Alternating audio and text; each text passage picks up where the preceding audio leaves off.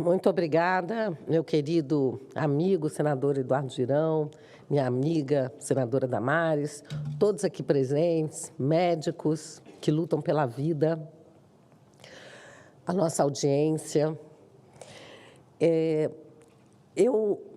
Esse vídeo que acabou de passar, que a audiência que está nos assistindo pelas redes, pela TV, não teve acesso ainda, ele é muito chocante. E eu tive a oportunidade, senador Girão, de, na sua companhia, participar da Marcha pela Vida, a Marcha contra o Aborto em Washington. E eu acho que todo mundo que tiver a oportunidade de participar dessa marcha deve fazê-lo. É realmente muito impressionante. Mas eu vou me reportar aqui a um trecho da fala da doutora Nelise, quando ela fala, faz um histórico da questão do aborto e fala da eugenia. E a gente pode afirmar aqui, senador Girão, que o movimento abortista surgiu da eugenia. Eu peguei das redes sociais, onde esse debate está sendo travado também, achei muito interessante. Um perfil chamado As Tretas Produzem diz o seguinte, abre aspas, não é questão de ser boazinho ou não. Quem deve decidir é a mulher. Agora, querer forçar o parto de um ser com uma carga genética podre, com prováveis transtornos mentais, é sim garantir a prole doentia de gente criminosa. Depois nascem estupradores, psicopatas e não sabem por quê. Então, esse bebê está sendo condenado à morte, porque os eugenistas acham que, por ser filho de um estuprador, ele não merece sequer nascer. Nós temos assistindo esse debate com uma total deslealdade e falta de honestidade intelectual por parte da mídia. Eu não assisti o Fantástico, mas me disseram que ontem ele dedicaria uma boa parte da sua programação a tratar desse projeto. Não sei se isso aconteceu, mas é provável que tenha acontecido. Mas o fato é que a mídia está bombardeando esse assunto, desde que nós tivemos a ousadia de pautar a urgência desse projeto de lei 1904, do qual eu sou uma das coautoras. E quero dizer que estamos vivendo, sim, um movimento antidemocrático, quando somos cerceados, quando querem nos calar, quando aqueles que não concordam conosco derrubam, por exemplo, os nossos sites. Eu já passei isso para o presidente da Casa, Arthur Lira.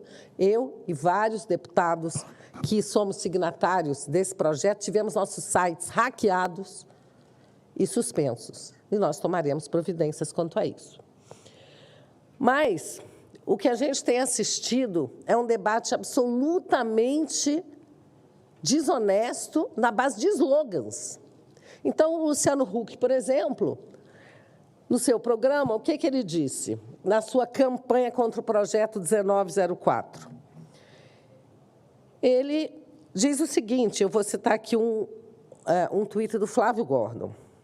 Ele diz o seguinte, vi que Luciano Huck, em campanha contra o PL 1904, mencionando o problema real e terrível do estupro infantil, criança não é mãe, foi o slogan que o apresentador usou para resumir a sua posição.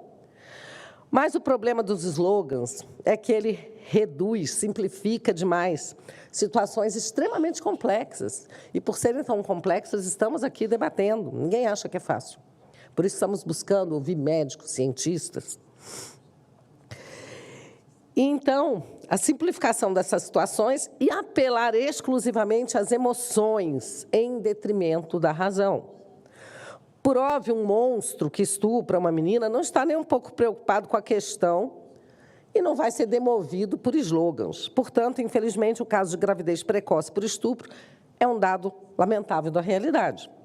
Resta-nos pensar no que fazer com esse problema, que envolve duas vítimas, a vítima do estupro e o bebê que ela leva na barriga. Aparentemente satisfeito com o slogan, criança não é mãe, Luciano Huck não diz nada sobre o objeto que visa ser protegido pelo PL.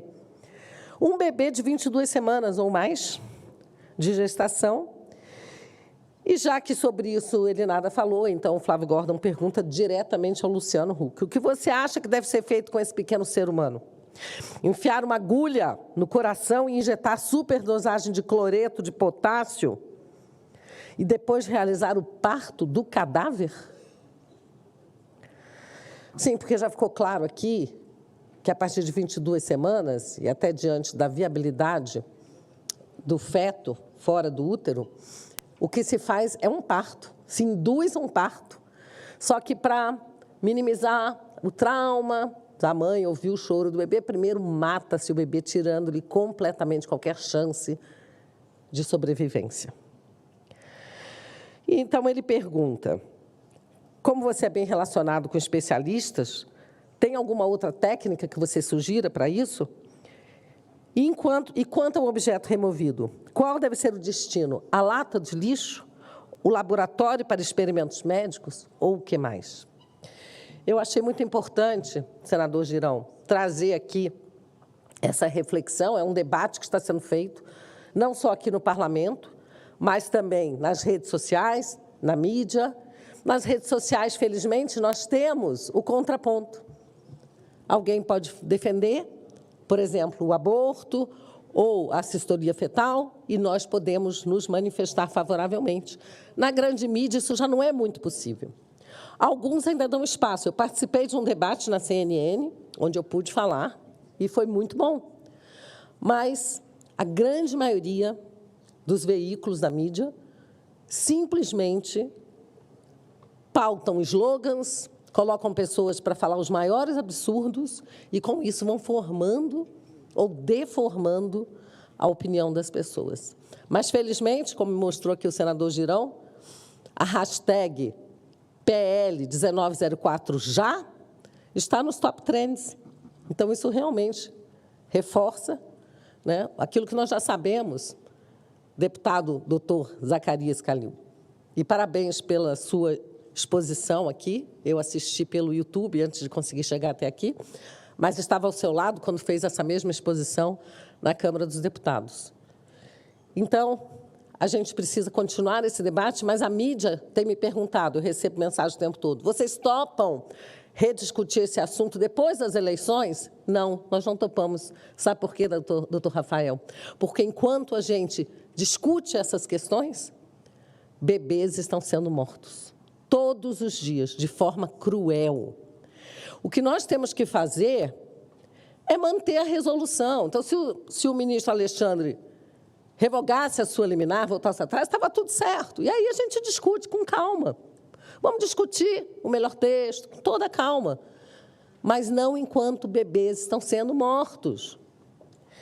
E é por isso que eu acho que nós temos que chegar a um texto mais preciso, corrigir algumas imprecisões, o doutor Rafael até me mostrou algumas, a questão do parágrafo 2º, que pode gerar problemas para o médico, que pode ficar em dúvida. Tem algumas coisas que a gente pode debater. Por exemplo, vamos comparar com homicídio, com infanticídio ou feticídio. Isso tudo pode ser revisto. A pena, como disse a doutora Lenise, a pena também pode ser revista. A única coisa que não pode ser revista, a única coisa que não pode ser negociada é a vida. No mais, a gente concorda em debater, em alterar o texto, em buscar um texto que cause menos polêmica, inclusive aumentando a pena do estuprador. Que eu quero dizer que eu tenho projetos de leis aumentando a pena do estuprador, eu e outros colegas. Eu tenho um que eu chamei de projeto de lei Rodrigo Constantino, que tratava disso, porque ele foi falsamente acusado de defender um estuprador, coisa que ele nunca defendeu. Então, existem vários projetos, e, inclusive, aquele projeto que foi aprovado aqui no Senado, da castração química, com o qual eu concordo inteiramente. Vamos tratar de tudo isso, e parabéns, doutor Rafael, ao governo Bolsonaro, que voltou a obrigar o boletim de ocorrência no caso de alegação de estupro para o aborto, mas, infelizmente, esse governo que não se importa com a vida, que não se importa com as mulheres, que não está interessado em prender estupradores, está apenas numa agenda abortista cada vez mais, E, infelizmente, eles revogaram a sua portaria, que era uma portaria tão precisa e que protegia a vida da mulher, enquanto colocava a polícia para correr atrás do estuprador. Então, contem comigo, vamos continuar essa luta. Muito obrigada e vamos salvar vidas. Tem um vídeo, né? Ah, sim, tem um vídeo. Tem um vídeo que ela pediu, eu peço que coloque aqui e se não for mostrado pela TV Senado, que eu acho que não tem problema, nós vamos colocar nas nossas redes sociais.